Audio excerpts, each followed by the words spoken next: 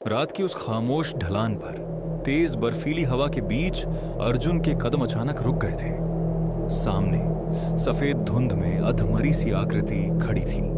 एक छोटी सी लड़की बर्फ से ढकी और बिल्कुल स्थिर।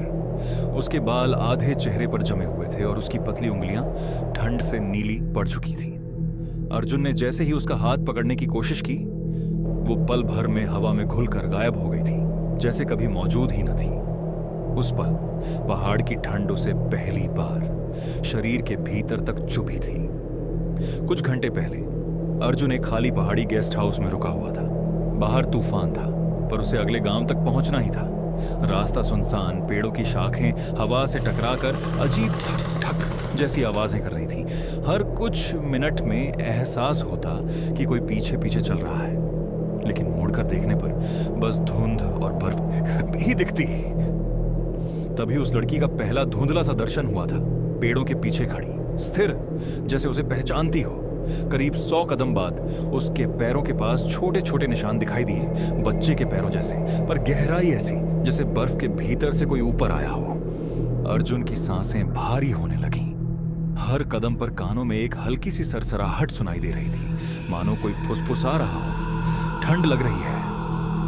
अर्जुन ने खुद को समझाया कि यह शायद तूफान और थकान का असर है, लेकिन पहाड़ी मोड़ के पास दूसरी बार वह लड़की उसी जगह खड़ी मिली। इस बार उसके कपड़े भी पहले से ज्यादा भीगे और जमे हुए लग रहे थे, जैसे वो और गहराई से बर्फ में फंस गई हो। उसकी आंखें चमकती नहीं थीं, बस काली खोखली गहराइयों जैसी दिखती थीं। अर्जुन ने हिम्मत करके धीरे धीरे उसके पास कदम बढ़ाए।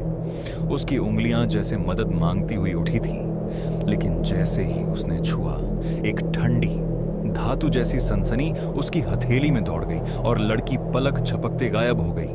पीछे बस बर्फ पर एक गहरा गीला निशान था, जैसे कोई कुछ पल पहले वहां खड़ा पिघल गया हो। डर और हैरानी में अर्जुन तेजी से आगे बढ़ा, लेकिन 15 मिनट बाद उसे वही गेस्ट हाउस दिखा जहां से वह घंटों पहले निकला था।